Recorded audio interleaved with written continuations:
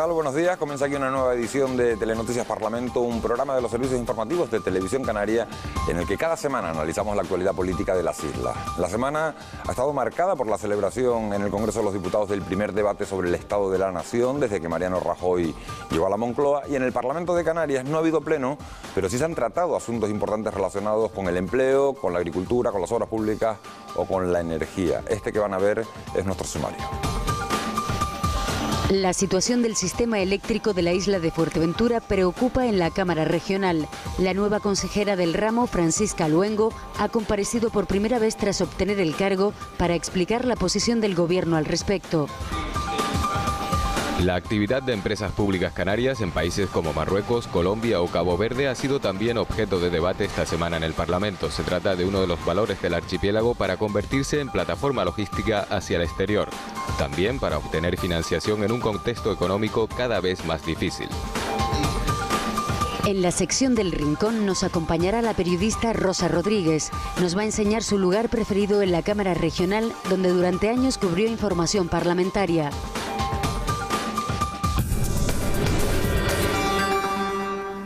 La semana comenzaba en el Parlamento de Canarias con la Comisión de Control de esta casa de Radio Televisión Canaria. En ella, el director del ente público, Guillermo García, defendió la gestión que lleva a cabo, confirmó un recorte presupuestario del 10% para este año y rechazó las críticas del Partido Popular sobre la línea informativa de la cadena. Radio Televisión Canaria tendrá un presupuesto de 33.374.000 euros para 2013, un 9,8% menos que en el ejercicio anterior. Socialistas y nacionalistas canarios compararon las cuentas del ente público con las de otras televisiones autonómicas o con presupuestos anteriores de Radio Televisión Canaria. Y es verdad que es un presupuesto que ha ido bajando progresivamente en los últimos años, pero a partir del 2009, porque curiosamente en el año 2008 aumentaron algo más de un 30%, estando el Partido Popular gobernando y siendo don José Manuel Soria consejero de Economía y Hacienda del Gobierno de Canarias, que parece que se les olvida a algunos. Digo que es un presupuesto pírrico, presupuesto lógico, no obstante, con la situación de crisis económica por la que estamos pasando, pero sí digo que es pírrico porque hago una comparativa.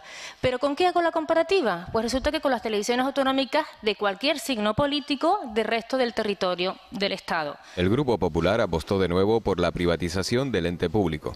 Tener una televisión pública en estos momentos se nos antoja un capricho que no nos podemos permitir.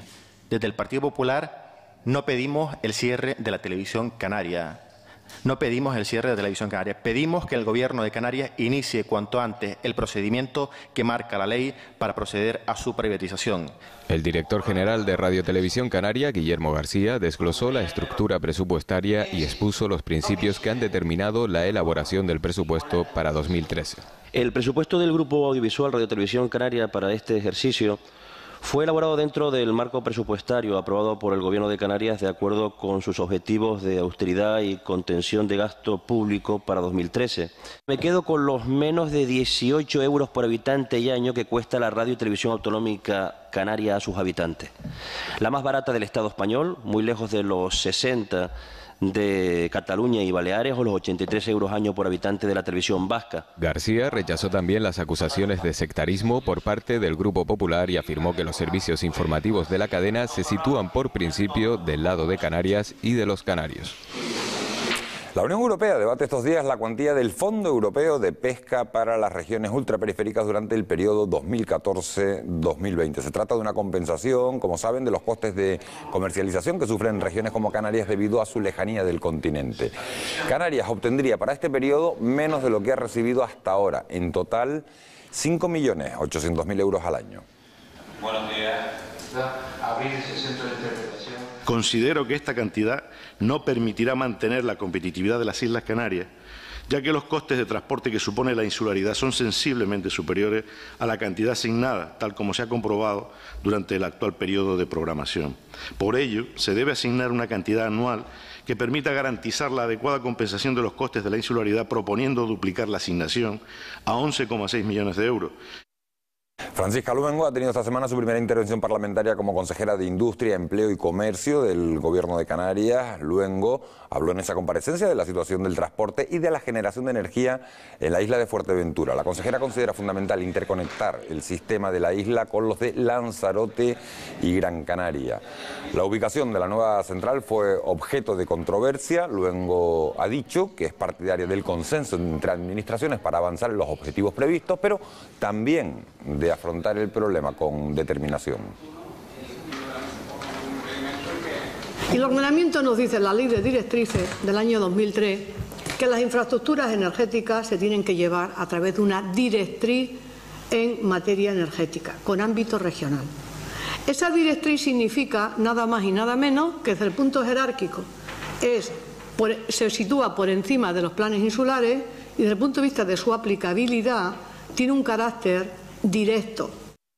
Y estos días también se ha hablado de la proyección internacional de las islas. Marruecos, Cabo Verde o Colombia son algunos lugares donde las empresas públicas canarias Grafcan y Gesplan han desarrollado proyectos. El consejero Domingo Berriel asegura que la actividad de estas empresas en el exterior favorece también al sector privado de todo el archipiélago.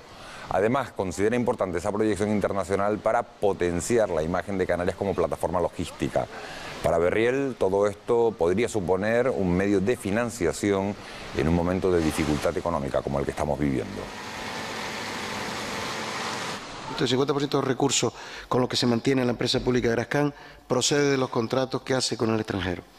Por tanto, eso ha permitido que el 50% del coste de los servicios que nos presta Grafcan a la comunidad canaria, que los conocen todos ustedes, con el sistema de información territorial, los esté ya conquistando Canarias a través de aportaciones de otros países. Ya hablamos ahora de los sectores más desfavorecidos. La prestación canaria de inserción tiene como finalidad ofrecer ayuda económica para apoyar la integración social de la población en riesgo de exclusión. Se trata de un instrumento especialmente necesario dada la delicada situación económica del país. La Comisión de Asuntos Sociales del Parlamento ha evaluado esta semana los resultados de esta medida. La prestación canaria de inserción se tramita a través de los técnicos municipales dedicados al servicio social. 486 personas con dificultades especiales consiguieron un empleo durante el 2012 por medio de la integración laboral que incluye la prestación. La consejera Inés Rojas ofreció estos datos como resultado de la evaluación del programa tras una pregunta del grupo mixto. Pediremos probablemente la información por escrito sobre ese informe de evaluación para conocer exactamente las debilidades y las fortalezas de la aplicación de la ley y si se ha hecho periódicamente o ha sido una evaluación puntual. Se está trabajando, apoyando muchísimo a los trabajadores municipales y sobre todo también con la FECAN para que efectivamente, sí se permita ante estos momentos que un trabajador social pueda hacer algo más que un informe de la PSI, pero también les estamos reclamando a la FECAN que desde luego el trabajo administrativo, si en otras áreas seguro que al no tener disponibilidad económica pueden estar más disponibles, se pueda trasladar a personal administrativo. El grupo mixto presentará la próxima semana ante el Pleno del Parlamento una proposición no de ley con el objetivo de aumentar la financiación prevista para la prestación canaria de inserción. La iniciativa forma parte de un plan de choque contra la pobreza y la exclusión social en el archipiélago. El empleo ha sido otro de los temas importantes tratados esta semana en el Parlamento. Los grupos han debatido sobre cuáles deben ser los objetivos prioritarios para poder generar nuevos puestos de trabajo. El grupo mixto planteó la necesidad de evaluar la efectividad de las políticas activas de empleo ante las cifras de paro que registra el archipiélago.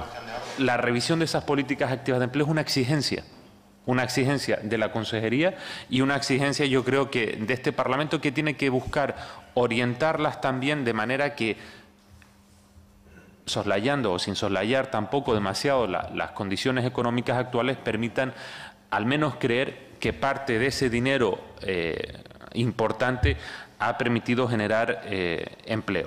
El Grupo Socialista considera que el desarrollo de las energías renovables o la rehabilitación turística son oportunidades para estimular el empleo en las islas. También destacó la necesidad de cambiar las políticas de austeridad impuestas en Europa. Hay que cambiar las políticas que el Estado y Europa está llevando a cabo con las políticas de reducción del déficit, de no dejar endeudarse más a las comunidades autónomas, de no plantear un tipo de política que deje a un lado los recortes. El Grupo Nacionalista apostó por el apoyo a emprendedores y autónomos dadas las dificultades para encontrar trabajo por cuenta ajena. Habría que fomentar más en estos momentos el autoempleo, porque de esa manera muchas de las personas que están en paro podrían iniciar una actividad empresarial y crearse su propio puesto de trabajo. El Grupo Popular señaló la gestión como clave de la alta tasa de paro en las islas y puso de manifiesto la importancia de los fondos que la Unión Europea va a dedicar a combatir el desempleo.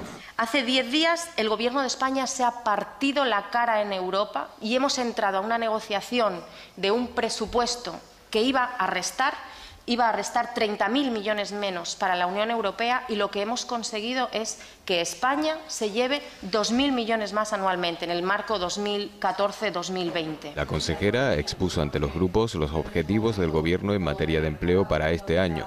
Destacó el impulso a la emprendeduría a través de la concesión de microcréditos. Se dan esos créditos a través de un previo concurso que hace la Consejería con entidades financieras, en este caso concreto con la Caixa. Se establecen unos requisitos de aquellos proyectos, los requisitos que deben reunir, y esta oscila entre una cantidad máxima de 50.000, que es la mínima, hasta 300 y pico mil. Luengo considera alarmantes las cifras de paro juvenil y anunció la creación de una ventanilla especializada para atender a este colectivo. La medida forma parte de los cambios previstos en la organización de los recursos del Servicio Canario de Empleo. Y en nuestra habitual sección del Rincón nos acompaña hoy la periodista Rosa Rodríguez, una mujer que durante años ha trabajado cada día en el Parlamento para contarnos a través de su periódico todo lo que allí ocurre. Le hemos preguntado por su lugar preferido de la Cámara y ha elegido las escaleras ubicadas fuera del hemiciclo que dan a la calle Teobaldo Power. Ella misma nos cuenta por qué. Estas escaleras y las del otro lado eran como el lugar prohibido para sentarse, porque el jefe de protocolo, que en la época en la que yo hacía información por la parlamentaria, pues estaba en el Parlamento, nos tenía totalmente prohibido sentarnos porque daba muy mala imagen. Entonces, como me voy a sentar en un sitio prohibido, ¿no? Y bueno, por eso yo creo que es mi rincón favorito. Yo estuve con Bravo de Laguna como presidente, ahora prácticamente no vengo, pero la gente me dice que no tiene nada que ver como es ahora con Antonio Castro, de cómo fue la época anterior. Fue una época, yo recuerdo, intensa, había vida aquí. Éramos un batallón de personas trabajando aquí. Era la época en la que empezaban a salir las teles, a florecer las teles locales. Bueno, yo viví la época en la que solamente estaba Televisión Española y poco más, hacer, pues yo qué sé, 10 cámaras a lo mejor, que era como una guerra ahí para preguntar cualquier cosa, cualquiera, increíble. Evidentemente, a medida que van, entiendo yo, a medida que han pasado los años, que la comunidad autónoma se ha constituido, ya no necesita quizás de tanta legislación de base. Evidentemente los debates han perdido, no voy a decir, no sé si calidad, pero sí profundidad quizás. No están sentando las bases de la comunidad autónoma ya, porque aquí no veníamos solamente a cubrir comisiones, buscábamos nuestros propios temas. La época anterior era una época de mucha fluidez de información, de mucha transparencia, de contar todo lo que se debatía. Era muy jovencita cuando hacía información parlamentaria, si tuviese que hacerlo ahora lo haría probablemente con otra perspectiva, ¿no? Yo creía que esto era el mundo, ¿no? Más allá de mis amigos y mi familia y tal, y de repente cuando dejé de hacer información parlamentaria y salí a la calle y digo, contra, hay mundo, fuera de aquellas 4 paredes, fuera de Teobaldo Power, la gente tiene preocupaciones, tal, y además es que no saben ni quiénes son los políticos. La gente vive de otra manera y quizás eso es lo que en realidad me llevo de haber estado aquí. Bueno, pues era la visión de Rosa Rodríguez. Nosotros repasamos ahora de manera más breve otros asuntos de la actualidad parlamentaria. La proyección de las empresas canarias hacia África y las posibilidades del archipiélago como plataforma logística fueron objeto de debate en la Comisión sobre Acción Exterior y Asuntos Europeos celebrada esta semana. Esta semana habrá pleno en la Cámara Autonómica. Entre otros asuntos, la consejera de Sanidad, Brígida Mendoza, explicará las repercusiones que los recortes del Estado están teniendo en Canarias. También comparecerá Domingo Berriel a petición del Grupo Nacionalista para hablar acerca de las conexiones con la península. Y Grupo Nacionalista Canario sobre las medidas del Gobierno de España en el transporte aéreo de Canarias Península. Miembros de la Fundación Juan Negrín han visitado este martes la Cámara Autonómica. Allí le han adelantado al presidente Antonio Castro que en las próximas semanas y después de más de 30 años de trabajo, se traerán a Canarias los archivos del último presidente de la Segunda República, Juan Negrín. Se trata de periódicos, manuscritos y decretos del gobierno republicano. Muestra de repulsa el último caso de violencia de género en las islas. Miembros de la mesa, diputados y trabajadores del Parlamento de Canarias guardaron el miércoles un minuto de silencio en recuerdo de Guasimara Rodríguez, la joven de 35 años asesinada supuestamente por su expareja en el barrio de Los Gladiolos, en Santa Cruz de Tenerife. Pues vamos ya con la entrevista de este domingo. Les presentamos a nuestra invitada. Nuestra invitada es Carmen Rosa Hernández Jorge, diputada del Grupo Parlamentario Mixto. Es licenciada en Ciencias del Mar y su isla de procedencia es Gran Canaria. Carmen Rosa Hernández, diputada de Nueva Canarias por la isla de Gran Canaria, concejal de la oposición en el Ayuntamiento de Telde, una mujer progresista, sensibilizada sobre todo con los temas educativos. Carmen Rosa, buenos días, gracias por acompañarnos esta mañana de domingo. Hola, buenos días. Hemos celebrado esta semana, este país ha celebrado, ha estado pendiente del debate sobre el Estado de la Nación que se ha celebrado en el Congreso de los Diputados. ¿Qué valoración hace? Bueno, lo que he podido ver, creo que era un debate que estaba ya pues bastante mediatizado y la opinión pública esperaba de ese debate pues que se hablara de los temas que hoy importan y preocupan a la ciudadanía en general. Creo que esperaba que el señor Rajoy, que el presidente, respondiera sobre asuntos que tienen que ver con la corrupción y con las presuntas vinculaciones de su partido con actividades ilícitas y con enriquecimiento ilícito por parte de personas directamente vinculadas a la cúpula del Partido Popular. Yo creo que esa expectativa ciudadana y de muchos de nosotros pues no se ha visto respondida, no hemos visto ninguna explicación, y en relación a los grandes problemas que tiene el Estado español, a esas tasas, a esa cifra escandalosa de paro, 6 millones de parados. Desde que el Partido Popular gobierna, el paro no solo no ha disminuido, sino que tenemos 1 millón más de parados en España.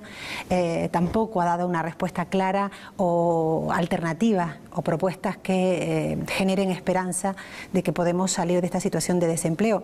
También tuve la oportunidad de escuchar a la portavoz del Grupo Nacionalista Coalición Canaria Nueva Canarias, a Ana Brama, donde se le planteaba al señor Rajoy todas aquellas promesas que se hizo para Canarias y que han sido incumplidas, y su respuesta, su réplica fue absolutamente decepcionante. Negó la mayor y intentó hacernos creer que realmente el trato para Canarias era un buen trato. Yo creo que ha sido hasta lo que he podido ver, decepcionante, que para nada responde a lo que la ciudadanía hoy demanda, que es más claridad y una respuesta más contundente a los problemas que tiene hoy el Estado y Canarias. Pero se lo pregunto porque prácticamente todos los debates decimos lo mismo. Le hablo de políticos, le hablo de periodistas, y al final uno se pregunta si este tipo de debates sirven realmente para algo o no sirven para nada.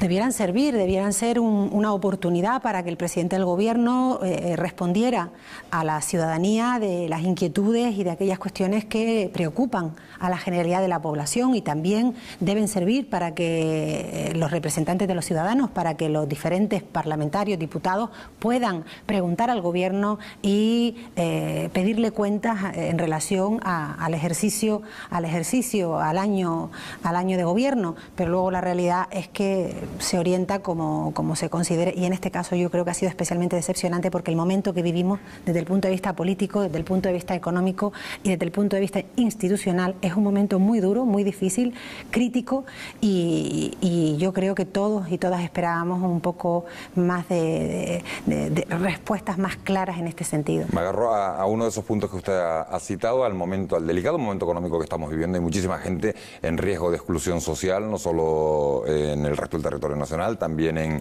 en Canarias. ¿Qué medidas hubiera anunciado usted si fuera presidenta del Gobierno? O, le pregunto de otra manera, su partido Nueva Canarias ha llevado al Parlamento de Canarias un plan de lucha contra la pobreza. ¿En qué consiste ese plan y en qué ayudaría a la sociedad a salir adelante?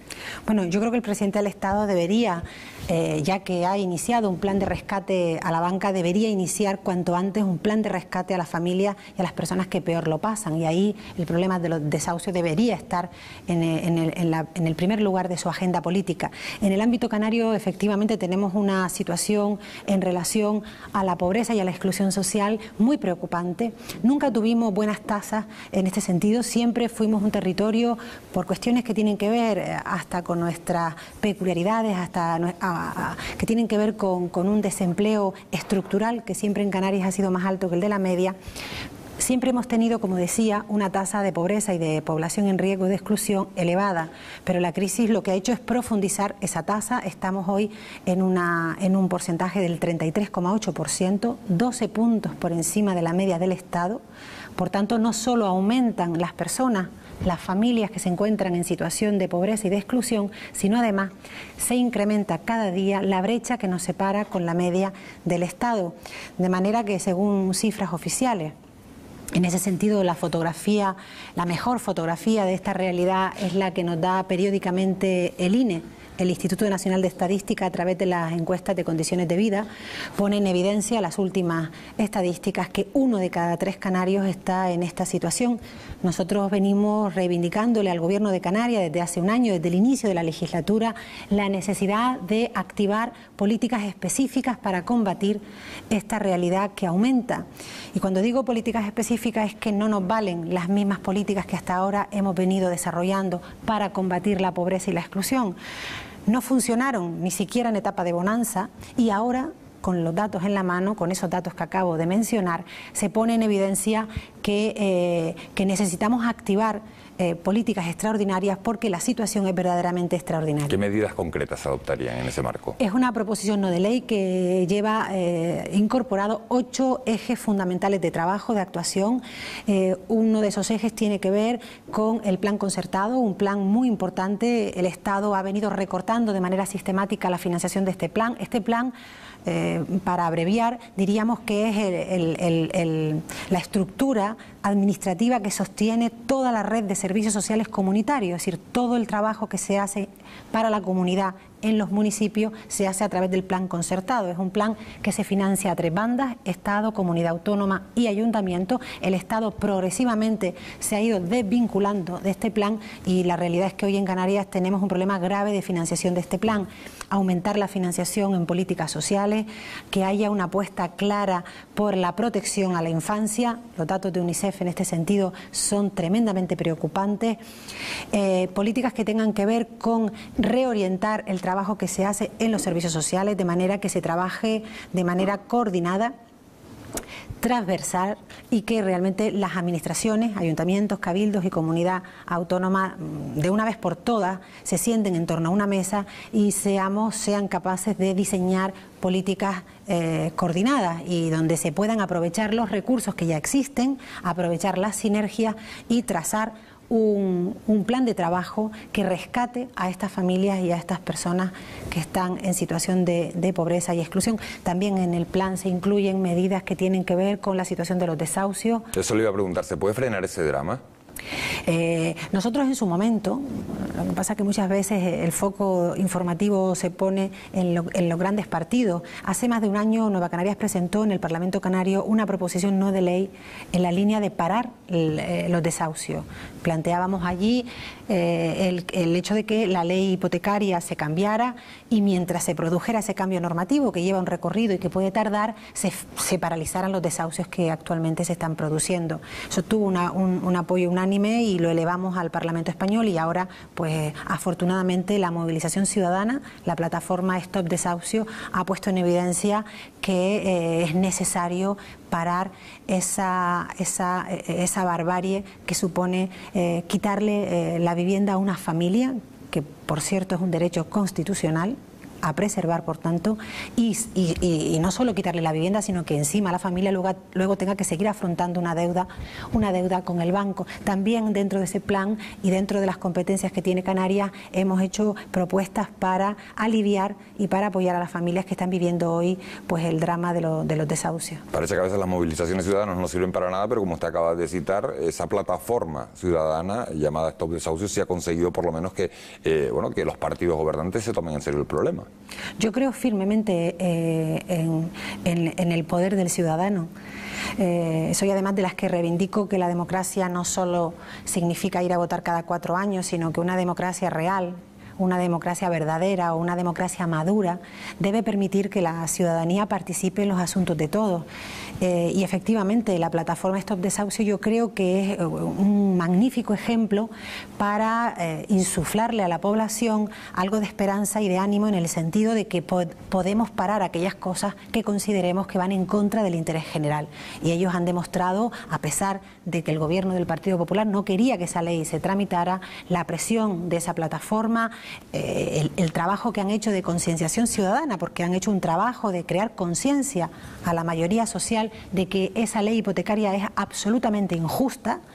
Ese trabajo ha tenido resultados y efectivamente la ley está ahora en el Parlamento español. Yo comparto con la plataforma el temor de que ahora la intenten descafeinar y que intenten en el trámite parlamentario incluir enmiendas que pierda fuerza, que pierda lo esencial, que es parar los desahucios, que tenga efecto retroactivo y cambiar con urgencia la ley hipotecaria. Le cambio el tercio. Decía antes al presentarla que usted es una persona especialmente sensible con los temas educativos. Le hago una radiografía a nivel general. En Canarias el empresariado suele quejarse de la falta de formación de las personas que van a contratar. Por otro lado, oímos también que estamos ante la mejor generación de la historia, de jóvenes, de gente preparada, y que la falta de oportunidades es lo que está obligando a emigrar a los jóvenes. ¿Qué nivel educativo hay en Canarias y qué aspectos habría que mejorar con urgencia? En el ámbito educativo, que es un ámbito complejo a la hora de analizar y que muchas veces se tiene la tentación de acercarse a él, a la realidad educativa, de una manera simplificadora, y por tanto es difícil analizarla con cierto rigor si lo hacemos desde una óptica o desde un análisis diríamos poco profundo, es complejo. Efectivamente vivimos una etapa en la que tenemos las generaciones mejores formadas. Hoy nuestros jóvenes universitarios son jóvenes muy bien formados y que desgraciadamente muchos de ellos están teniendo que emigrar a otros países porque no encuentran empleo. Pero también es verdad que tenemos un problema importante desde hace años, que tiene que ver con que hemos avanzado en la escolarización. Canarias ha avanzado mucho en la escolarización de su alumnado, de sus niños y niñas, pero no hemos avanzado en el éxito escolar. Es decir, que conseguir que todos y cada uno de los alumnos que están escolarizados en nuestras aulas consigan tener éxito escolar, que no es solo el éxito académico, no es solo conseguir un título en secundaria o en bachillerato, sino también pues conseguir adquirir las competencias necesarias para poder incorporarse al mundo de trabajo, si lo considera así, acabado el bachiller o acabado la FP, sino proseguir en un proyecto de vida mejorando su formación. Canarias tiene un problema en el sentido de que seguimos teniendo unas altas tasas de fracaso escolar. Seguimos teniendo altas tasas de alumnos que abandonan el sistema de manera prematura, y Europa nos marca en ese sentido objetivos muy claros. Tenemos el horizonte está en la estrategia Europa 2020 de que para el 2020 sea solo el 10% de los alumnos menores de 24 años que abandonen el sistema educativo. Canarias, aunque hemos mejorado en esa tasa, seguimos duplicando ampliamente. Te lo digo porque el vicepresidente del gobierno decía el otro día que teníamos los mejores resultados de no abandono escolar de los últimos años. Sí, hay que recordar que ese indicador que mide ese dato habla de cualquier nivel formativo. Algunos aspiramos a que el nivel formativo de los jóvenes sea a través de la enseñanza reglada y que sea conducente a título, es decir, FP, secundaria, bachillerato, universidad. En esas estadísticas, que son las que salen ligeramente halagüeñas, se recoge cualquier actividad formativa, es decir, un curso de formación de 3 meses estaría incluido en ese índice. Lo que quiero decir, o lo que a nosotros nos parece, a mí personalmente y a nuestro partido importante, es que tenemos que elevar la tasa de graduados en todas las etapas educativas, secundaria obligatoria, bachillerato, formación profesional y universitaria, porque eso es lo que nos hace realmente ser o poder ser una tierra de oportunidades y una tierra de prosperidad social. Yo no entiendo la educación como un gasto, es una inversión para el individuo, pero también es una inversión para la colectividad. Si nos vamos a las sociedades que crecen, que avanzan, emergentes, o a las sociedades más ricas y modernas, veremos que se caracterizan por tener sistemas educativos muy consolidados, por tener una importante inversión en educación y por tener una tasa de titulados en todas las etapas, como decía, elevada. Usted es diputada en el Parlamento, le preocupa el conjunto de los problemas de Canarias, pero también tiene experiencia municipal. Se ha planteado en distintos órganos, tanto por el Gobierno español, también por el Gobierno de Canarias, una reforma administrativa. ¿Es urgente acometer una reforma administrativa en estos momentos en Canarias? Se pone a debate sobre si sobran ayuntamientos, si faltan ayuntamientos. ¿Sobran ayuntamientos en Canarias? Yo soy una gran defensora del municipalismo. Creo además que es la administración que mejor funciona. Creo además, y lo defendemos como organización, que muchas competencias que hoy lleva la comunidad autónoma, pongo un ejemplo, la ley de dependencia, si la llevaran los ayuntamientos y los cabildos, funcionaría mucho mejor.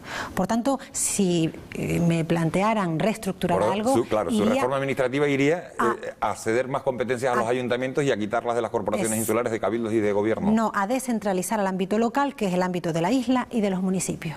Consideramos, es lo que nos dice la experiencia nos dice que todo lo que se gestiona cercano al ciudadano funciona mejor, pero además por una razón básica y fundamental: el gestor público, el trabajador público, el concejal y el alcalde tiene al ciudadano ahí todos los días preguntándole por la resolución de su problema. A medida que el gobernante se aleja de la realidad y del día a día, el problema crece, la sensibilidad disminuye y la urgencia por resolverlo también se diluye en el papeleo de un despacho. Por tanto, estamos absolutamente en contra de la reforma que plantea el Partido Popular, con ese uso que hace siempre del eufemismo.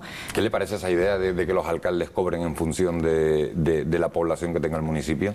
Bueno, ese es de los pocos puntos de este anteproyecto que me parecen acertados. Yo sí comparto la necesidad de tener un criterio y creo que además que es una demanda de la ciudadanía, de manera que los alcaldes y los concejales cobren en función de unos criterios y que eso esté estipulado por ley. Y me parece que el criterio poblacional puede ser un criterio bastante razonable.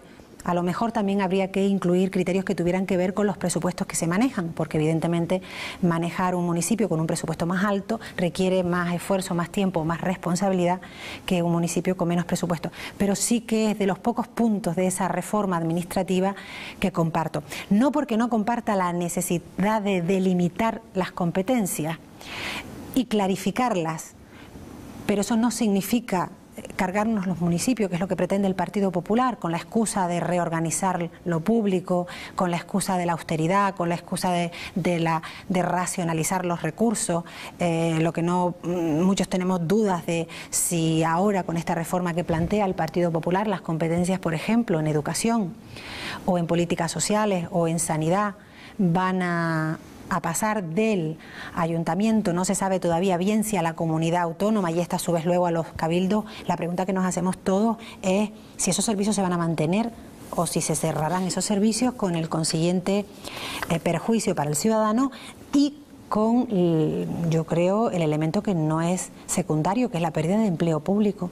Estamos casi fuera de tiempo, Carmen Rosa. Una cuestión: esta semana hemos asistido a un drama social, una lacra social, primera víctima por violencia de género en Canarias en lo que va de año. ¿Hay alguna forma de acabar con este problema, de erradicar este drama? ¿Se siente la mujer de hoy protegida? Es un problema complejo y la violencia machista, la violencia contra las mujeres, es un problema que hay que erradicar. Hay que poner medios a la justicia, hay que proteger a las mujeres que viven las situaciones de maltrato familiar, hay que proteger a los menores, que muchas veces se nos olvida las situaciones que viven los menores en un ambiente de maltrato. Pero aquí vuelvo otra vez a un elemento que planteaba antes. Creo que tenemos que ir a la causa, al origen, y el origen y la causa verdadera de la violencia de género, de la violencia machista, tiene que ver con patrones culturales, y los patrones culturales, la conciencia colectiva, solo la podremos cambiar a través de la educación y a través de la formación de la población. Por tanto, las campañas preventivas que el Partido Popular ha intentado, o parte de ellas las ha eliminado de los presupuestos, creo que las campañas preventivas e informativas en ese sentido hacen una importante labor de crear conciencia conciencia y rechazo generalizado hacia estas conductas de violencia machista. Bueno, es un tema bastante serio. Yo lo voy a invitar a que se quede con nosotros un instante. Cada semana sometemos a un diputado a un cuestionario que es un poquito más amable, más informal, si por informal entendemos algo más íntimo. Y esta semana se ha prestado a responder a nuestras preguntas el diputado del Grupo Parlamentario Socialista, también miembro de la mesa del Parlamento, Julio Cruz. Decidí ser diputado o querer ser diputado por primero ayudar a los ciudadanos en general. Siempre me gustaría repetir, evidentemente, a mí me apasiona muchísimo hacer leyes, sobre todo. De la política hay que participar y la participación es esencial. Otra cosa es limitar que los cargos ejecutivos pudieran estar determinados tiempos en el cargo de alcalde o de presidente de cabildo, de presidente del gobierno. Sí, me considero bien pagado. Sigo las redes sociales, Twitter menos, más Facebook. Pues sin ser en mi casa, en cualquier sitio, en una gasolinera, en un bar, en restaurantes, permanentemente. Es difícil compaginar el trabajo de una actividad política, en este caso del Parlamento, que es en otra isla, la de mi residencia ordinaria, y sin comer en casa, pues es muy difícil, ¿no? Pues en mi escaso tiempo libre, si tengo la oportunidad, pues voy a pescar, leo. ¿Qué me llevaría? Si son cosas, pues un teléfono móvil con conexión satélite para no quedarme aislado en esa isla, y si son personas, pues me llevaría una compañera, claramente. Bueno, me parece que Julio Cruz lo tiene claro. Si son cosas, se lleva un teléfono a una isla desierta, no puede vivir sin teléfono Julio Cruz. Y si son personas, una compañera, ¿usted qué se llevaría a una isla desierta? El teléfono seguro que no me gusta nada. Me llevaría una buena biblioteca, muchos libros, y si fuera a persona, a mis hijos y a mi pareja. Carmen Rosa Hernández, diputada de Nueva Canarias por la isla de Gran Canaria. Muchísimas gracias por habernos acompañado esta mañana de domingo. Gracias a ti. Ha sido un placer tener a Carmen Rosa en este programa esta semana. Nosotros también agradecerles a ustedes la atención prestada, haber estado al otro lado de la pantalla estos últimos 30 minutos. Recuerden que tienen una dirección de correo electrónico para ponerse en contacto con nosotros si lo desean, para hacernos cualquier comentario, cualquier sugerencia. Esa dirección la tienen sobreimpresionada, parlamento@tvcanaria.tv. Nosotros, si les apetece, volvemos a encontrarnos la próxima semana, mismo sitio, misma hora. Gracias por su compañía. Feliz domingo.